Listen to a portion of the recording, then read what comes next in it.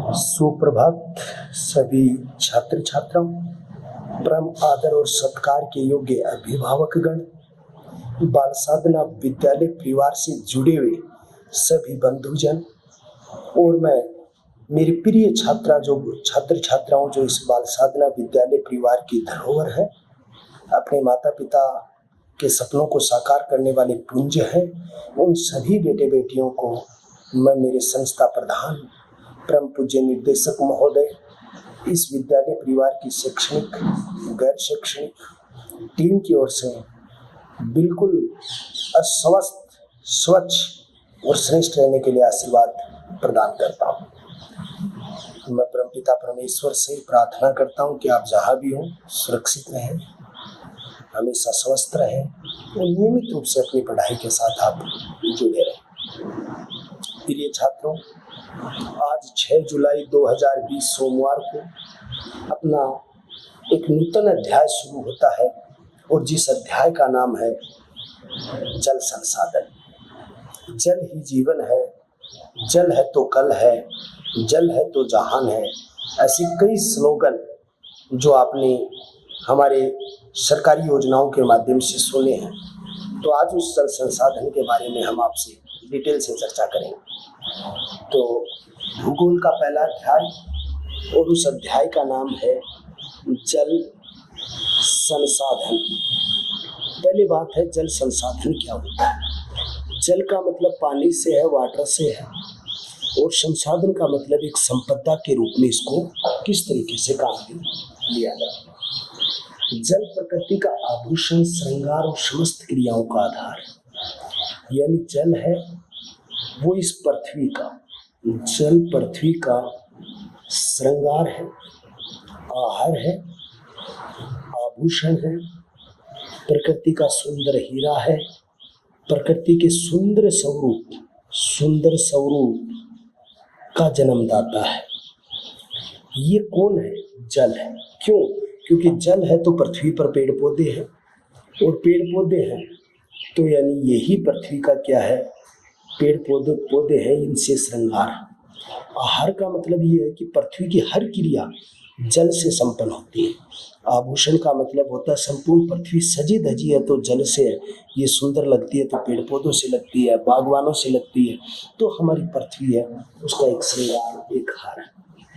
पृथ्वी पर 29% जो है स्थल है और पृथ्वी पर 71% जल है।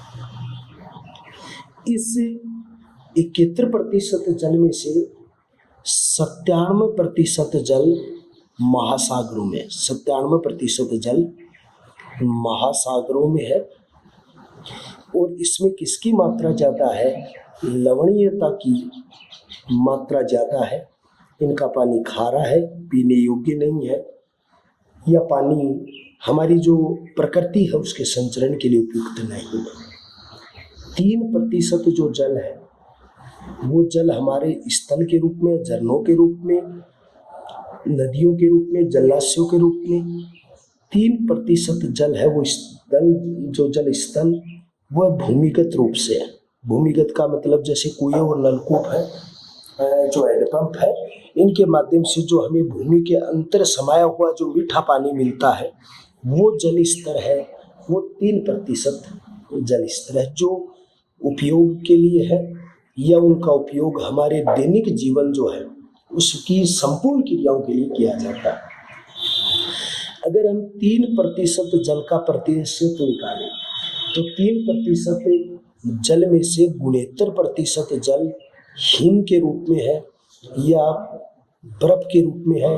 जो पहाड़ियाँ जो है वो बर्फ से सजी धजी है, तो वो बर्फ के रूप में हमारे पास 69% जल है। 30% जल भूमिगत जल के रूप में मौजूद है। 30% जल भूमिगत जल के रूप में प्रसिद्ध है, भूमिगत जल के रूप में मौजूद है। और भूमिगत जल जो है उसके अंतर्गत जैसे मान लो नलकूप है, कुओं से जो भूमि के अंदर समाया हुआ है वो 30% जल है, जो 3% का हिस्सा है। अब बच गया आपके पास, ये दोनों का जोड़ हो गया वो 99% हो गया। अब आपके पास बच गया वो 1% बच गया। तो 1% जो जल है वो 1% जल आपके पास किसके रूप में परिचित है? आपके पास जो पेयजल योजना है, आपकी सिंचाई योजना है, आपकी आर्थिक क्रियाएं हैं, उनके माध्यम से, जैसे कोई झरने के माध्यम से, कोई झील के माध्यम से वहाँ इस रूप में मौजूद है। तो जल ही जीवन है, जल है तो कल है, जल है तो जहान है, जल पृथ्वी का श्रृंगार है, आहार है, आभूषण है, सुंदर रूप है, सुंदर स्वरूप है।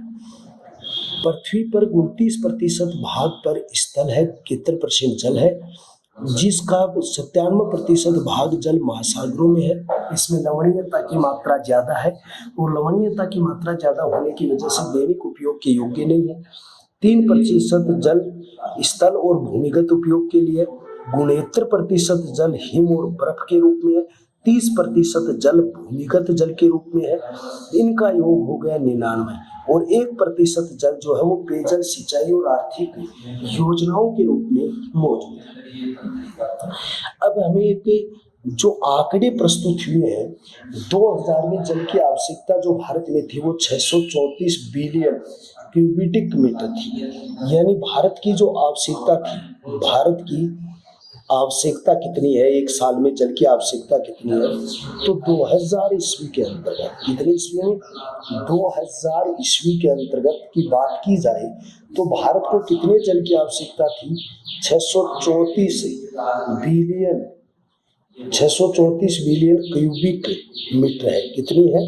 634 बिलियन क्यूबिक मीटर। बिलियन का अर्थ होता है यहाँ पर जो होता है अरब, यानी 634 अरब क्यूबिक मीटर इतने जल की आवश्यकता भारतीय जनसंख्या को होती है दैनिक क्रियाओं को संपन्न करने के अंतर्गत।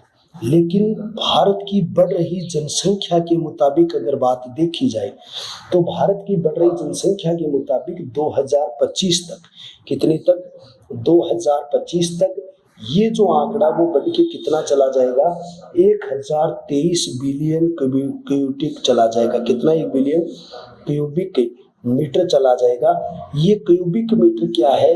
तो छात्रों ये जल का एक मात्रक है। यानी जैसे आप लीटर, मिलीलीटर में जैसे हम जो चीजों को नापते हैं, तो उसी तरीके से जल का जो मात्रक है वो क्यूबिक मीटर होता है। और 1023 क्यूबिक मीटर जल होगा तब भारत एक वर्ष के अंतर्गत उपयोग कर पाएगा। और जो 634 था, अगर 2000 के आंकड़े में 2025 को देखा जाए तो 4 गुना जल उपयोग की मात्रा बढ़ गई है, बढ़ती हुई। और इसका मुख्य कारण जनसंख्या है। तो आपसे 2 छोटे प्रश्न पूछेगा कि भारत में जल की आवश्यकता 2000 के सर्वेक्षण के अनुसार 634 बिलियन क्यूबिक मीटर थी और 2025 के अनुसार 1023 बिलियन क्यूबिक मीटर है। अब तक आपके पास कंपटीशन के 10 क्वेश्चन हो चुके हैं। पहला क्वेश्चन, भारत में स्थल कितना है, विश्व पृथ्वी का स्थल कितना है, जल कितना है, महासागरों में जल कितना है, स्थल और भूमिगत जल कितना है, हिम बर्फ के रूप में कितना है, भूमिगत जल के रूप में कितना है, पेयजल के रूप में कितना है, 2000 ईस्वी में जल की आवश्यकता कितनी थी, 2025 में कितनी थी। ये सारे जो हैं ये आपके अति महत्वपूर्ण कंपटीशन के प्रश्न भी हैं और वैसे भी आपको याद रखने हैं। अब आपका टॉपिक शुरू होता है जल प्रबंधन। जल प्रबंधन क्या होता है? जनसंख्या के विस्तार, मानसून की अनियमितता के कारण जो सूखा पड़ा है, अकाल है, उससे निपटने के लिए जो जल का प्रबंधन किया जाता है उसे जल प्रबंधन कहा जा सकता है। एक तो भारत में क्या हो रहा है, जनसंख्या का विस्तार हो रहा है और इसका प्रमाण आप ऊपर देख के आए हो। जो आवश्यकता 2000 ईस्वी में 634 बिलियन क्यूबिक मीटर थी, आज वो 2025 तक 1023 क्यूबिक मीटर हो जाएगी। तो इसलिए जनसंख्या का विस्तार हो। फिर दूसरी बात क्या, मानसून की अनियमितता है। मानसून की क्या अनियमितता है?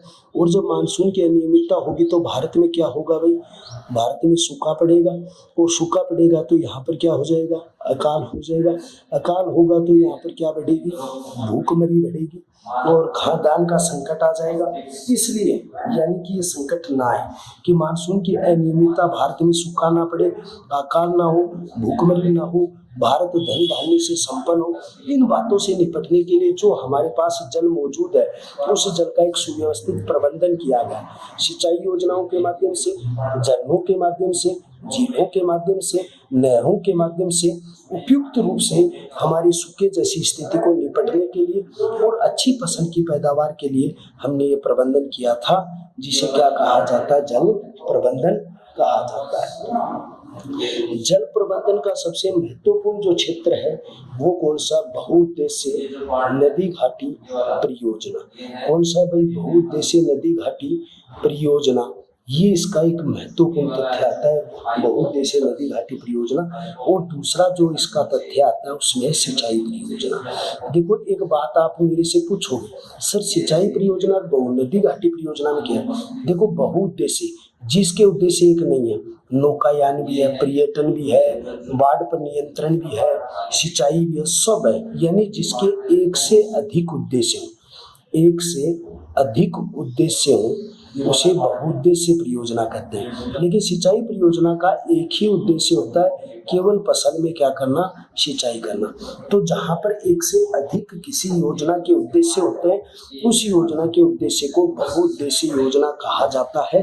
और बहुउद्देशीय परियोजना और सिंचाई योजना जहाँ पर एक ही उद्देश्य होता है, उस उद्देश्य को क्या कहा जाता है, सिंचाई परियोजना के नाम से जाना जाता है। फिर दूसरी बात यहाँ पर ये आती है कि बहुउद्देशीय परियोजना का संचालन कौन करता है। बहुउद्देशीय योजना का संचालन केंद्र सरकार करती है और कई बार कई राज्यों की सरकारें भी करती है। कई बार तो क्या होता है, केंद्र प्लस राज्य सरकार दोनों मिलकर करती है।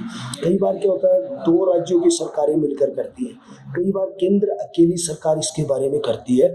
उस बहुउद्देशीय परियोजनाओं का संचालन किया जाता है। बहुउद्देशीय परियोजनाओं के जो उद्देश्य क्या है या इसके प्रमुख उद्देश्य क्या रखे गए, तो बहुउद्देशीय परियोजनाओं का पहला उद्देश्य क्या है, फसल में अच्छी सिंचाई की जाए जिससे अकाल ना पड़े, सूखा ना हो, आर्थिक संकट ना हो, खाद्यान्न संकट ना हो, पशु चारण संकट ना हो। इसके लिए बहुउद्देशीय परियोजना का कि फसल में सुव्यवस्थित समय पर सिंचाई के लिए। दूसरी बात, कई जगह पानी मीठा नहीं है, फ्लोराइड युक्त है, पानी लवणीय है, वहाँ पर पेयजल की सुनिश्चित व्यवस्था की जाए।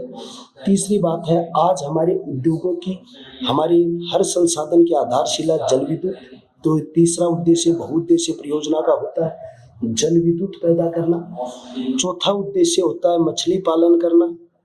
बहुउद्देशीय परियोजना का चौथा उद्देश्य होता है मछली पालन करना।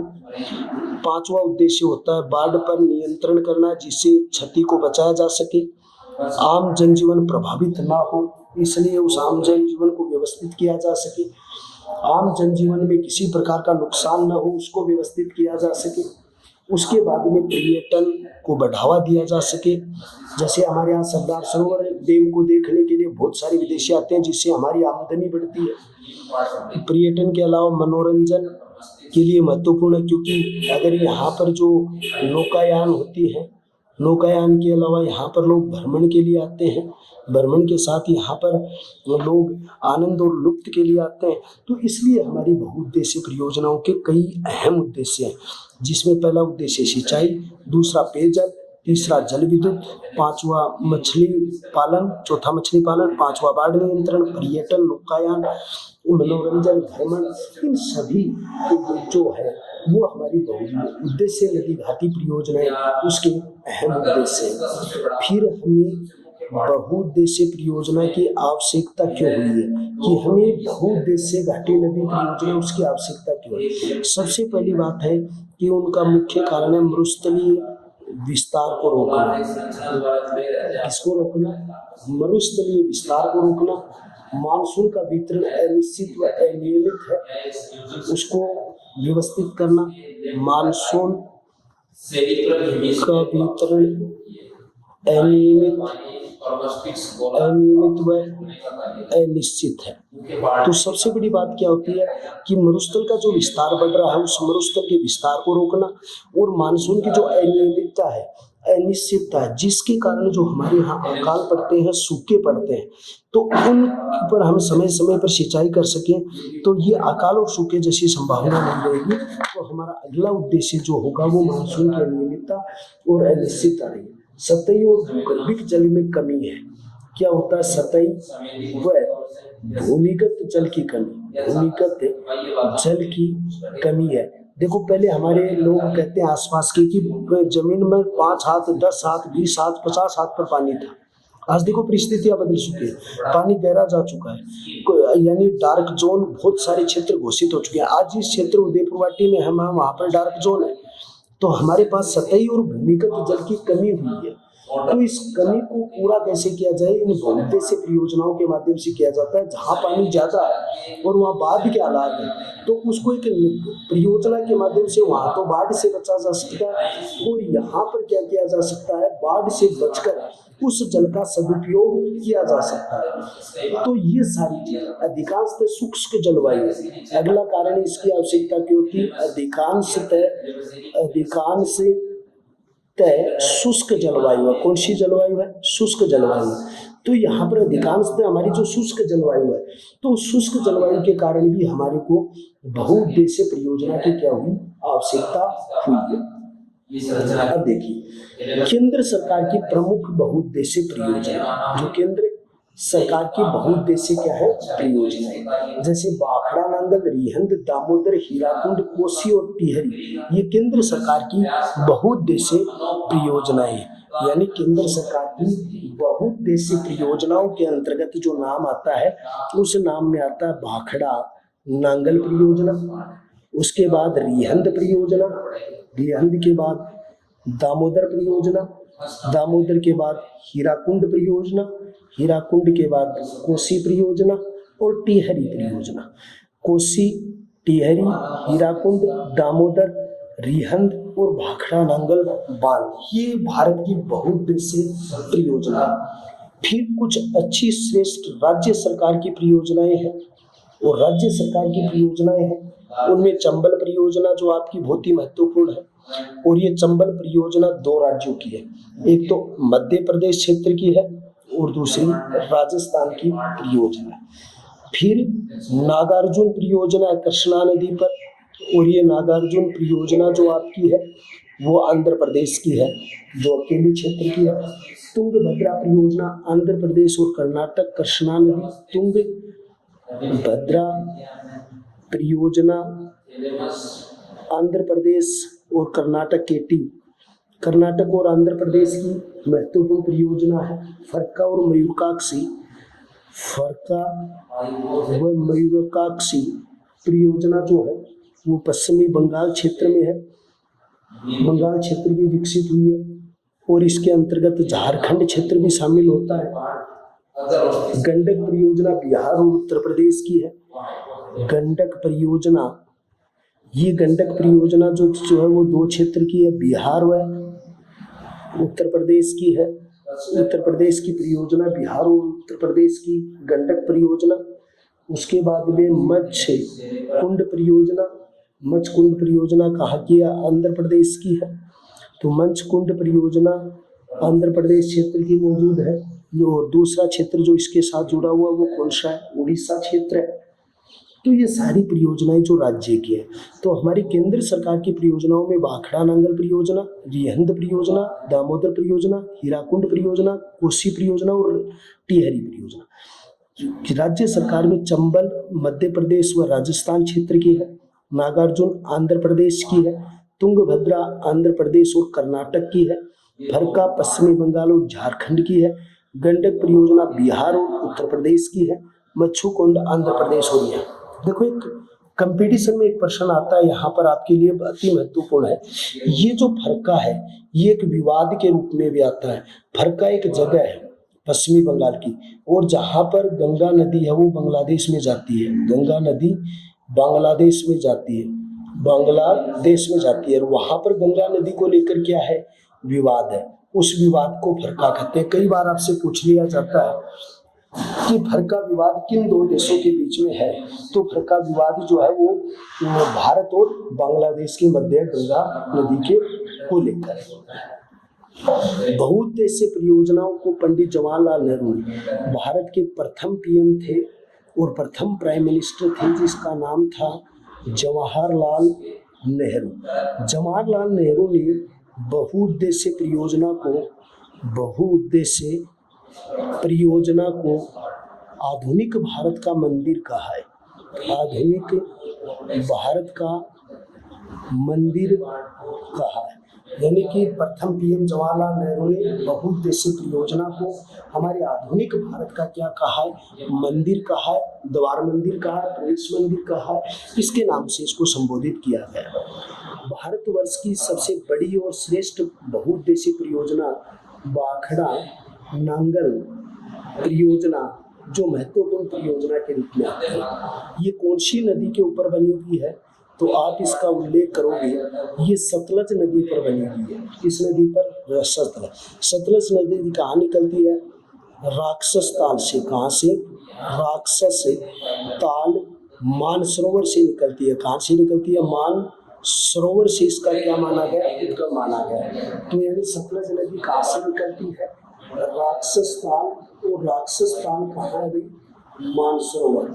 मानसरोवर से उद्गम होता है। इसका क्या होता है, उद्गम होता है। दूसरी बात, इस परियोजना के जनक कौन है, तो जनक के अंतर्गत आप नाम लिखेंगे लुइस डेने। कौन है भाई, लुइस डेने इसके क्या है, जनक है। ये क्या थे, तत्कालीन पंजाब के गवर्नर, तत्कालीन पंजाब के गवर्नर थे। क्योंकि उस समय पंजाब में आपका हरियाणा, पंजाब, हिमाचल प्रदेश एक जगह थे। ये हिमाचल प्रदेश, पंजाब, हरियाणा एक क्या थे, उस समय एक जगह थे। और उस समय इस संयुक्त प्रांत पंजाब का गवर्नर था लुइस डेने। उसने इस परियोजना का प्रारूप तैयार किया। अनुच्छेद 262 के अंतर्गत अंतर्राज्यीय जल बंटवारा दिया गया।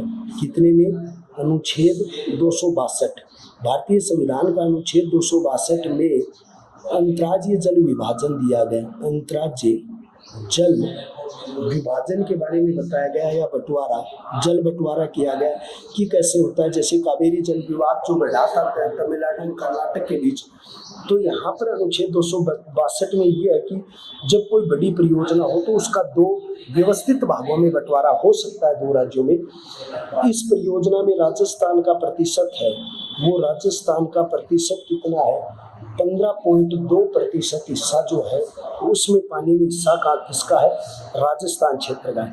राजस्थान में इस परियोजना से सिंचाई जो होती है वो कहाँ होती है, हनुमानगढ़ में होती है। लेकिन हनुमानगढ़ के अलावा जो आपके सीकर है, हनुमानगढ़ में सिंचाई होती है, लेकिन सीकर, झुंझुनू, चूरू जो तीनों शेखावाटी के प्रदेश है, तो झुंझुनू, शेखावाटी, चूरू, बीकानेर, यहाँ पर क्या होती है, विद्युत सप्लाई होती है। बीकानेर में क्या सप्लाई होती है, विद्युत। केवल सिंचाई के लिए अगर आपसे जिला पूछता है तो जिले में सिर्फ आपको क्या लिखना है, हनुमानगढ़ क्षेत्र का आपको जिक्र करना है।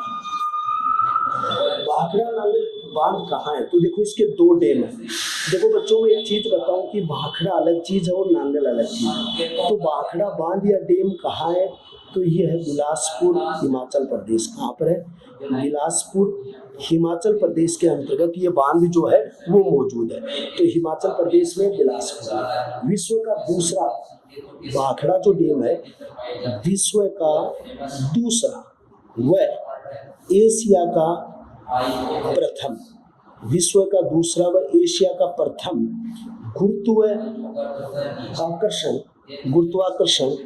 गुरुत्वाकर्षण के आधार पर कंक्रीट का निर्मित बांध है। गुरुत्वाकर्षण के आधार पर कंक्रीट का निर्मित बांध। तो भाखड़ा ने कहाँ पर है भाई, बिलासपुर। बिलासपुर कहाँ पर आता है, हिमाचल प्रदेश। विश्व का दूसरा व एशिया का प्रथम गुरुत्वाकर्षण के आधार पर कंक्रीट से बना हुआ क्या है, बांध है। इसकी नींव किसने रखी थी, तो उसके बारे में भी हम डिटेल से चर्चा कर लेते हैं। नींव किसने रखी वो देखिए। इसकी जो नींव रखी थी वह नींव कब रखी थी, तो इसकी नींव 1955 में रखी थी, 17 नवंबर 1955। पीएम कौन थे उस समय, जवाहरलाल नेहरू ने रखी थी। कब रखी, 17 नवंबर 1955 को इसकी नींव रखी। अक्टूबर 62 में ये पूरा हुआ। 1962 में, अक्टूबर 1962 में पूर्ण बना, ये पूर्ण बना और 1963 में इसे राष्ट्र को समर्पित कर दिया, इसे राष्ट्र को समर्पित कर दिया। तो 17 नवंबर 1955 को पीएम जवाहरलाल नेहरू ने इसे उद्घाटन किया। अक्टूबर 1962 में पूर्ण बना, 1963 में इसे राष्ट्र को समर्पित कर दिया। जवाहरलाल नेहरू ने इसे पुनरुत्थानित भारत का नवीन मंदिर कहा है। किसने भाई? जवाहरलाल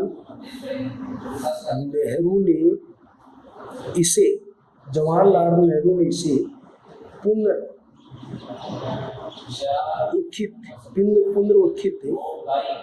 पुनरुत्थित मंदिर, भारत का नवीन मंदिर, पुनरुत्थित भारत का या पुनरुत्थानित भारत का नवीन मंदिर का है।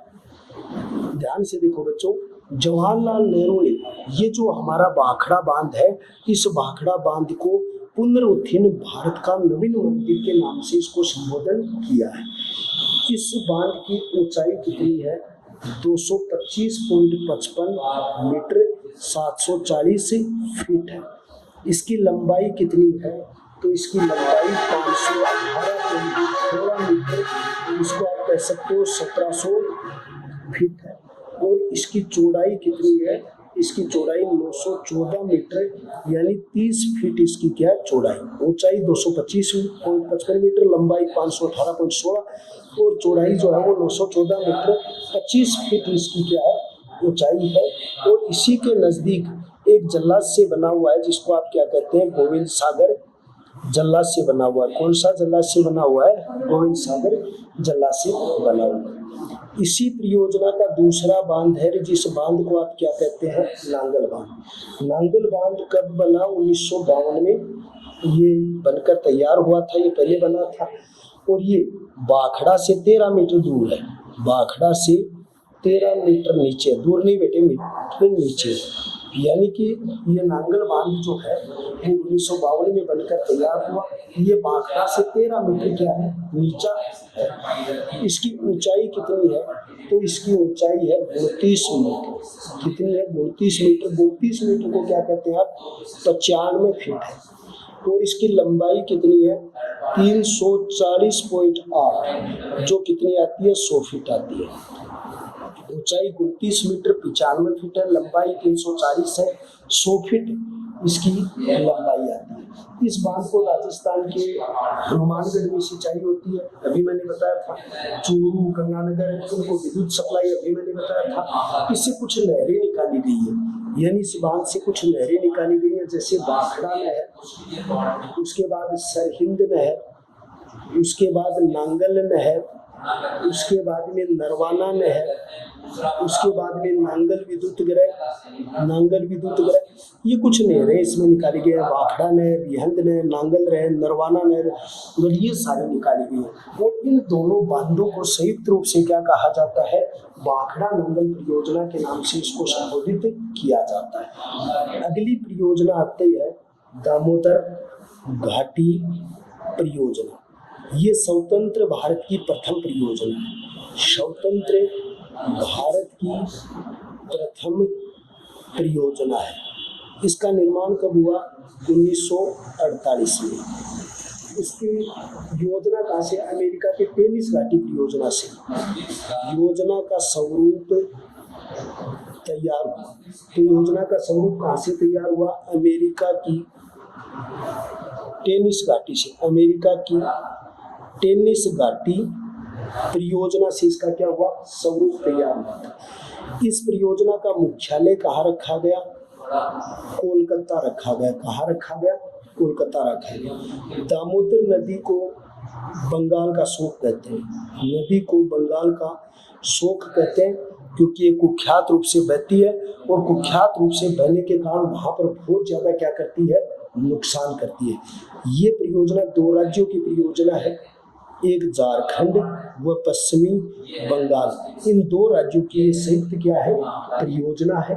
इसकी सहायक नदी कौन सी है? बाराकर है सहायक नदी, बोकारो है सहायक नदी, कोनार है, ये भी सहायक नदी है। यानी कोनार, बाराकर, बोकारो इसकी सहायक नदियाँ इसके अंतर्गत आती हैं। इस परियोजना से 3 कारखानों को जल सप्लाई होता है। राउरकेला, भिलाई, बोकारो कारखानों को इससे पानी सप्लाई होता है। तो आपके सामने क्या दामोदर घाटी परियोजना, स्वतंत्र भारत की प्रथम परियोजना 1948, स्वरूप तैयार अमेरिका की टेनिस घाटी परियोजना, मुख्यालय कोलकाता। 3 कारखानों को पानी सप्लाई होता है, राउरकेला, भिलाई और बोकारो। बाराबर, बोकारो और कोनार इसकी सहायक नदियां हैं और ये नदी बंगाल का शोक कहलाती थी। झारखंड और बंगाल क्षेत्र में है। और ये छोटे नागपुर के पठार जो क्षेत्र है, उस छोटे नागपुर के पठार क्षेत्र के अंतर्गत ये सबसे ज्यादा, यानी इसका जो बहाव है वो होता है, या सबसे ज्यादा बहाव के रूप में इनका प्रयोग होता है। तो ये सारी चीजें जो आपकी आती हैं वो यानी इसी परियोजनाओं से आपका संबंध जुड़ा हुआ है। तो दामोदर घाटी परियोजना जो बिहार और झारखंड से 290 किमी, बंगाल में 240 किमी बहती है। यानी अगर ये झारखंड और बिहार है, कौन सा क्षेत्र है? झारखंड और बिहार में इसका जो क्षेत्रफल है वो तो आएगा आपका 290 किमी, और पश्चिमी बंगाल में आएगा 240 किमी। और फिर ये कौन सी नदी में मिलती है? हुगली नदी में मिलती है। हुगली नदी के किनारे कौन सा क्षेत्र बसा हुआ है? कोलकाता क्षेत्र बसा हुआ है। ये सारी चीज यहाँ पर आती है। लेकिन इसके अलावा यहाँ पर मेथान बांध, बंगाल पहाड़ी बांध, तिलोनिया बांध, बहुत सारे बांध हैं वो इसकी सुरक्षा के लिए बने हुए हैं। तो इसके साथ हम एक बार फिर मिलेंगे, कल नए अंदाज से मिलेंगे।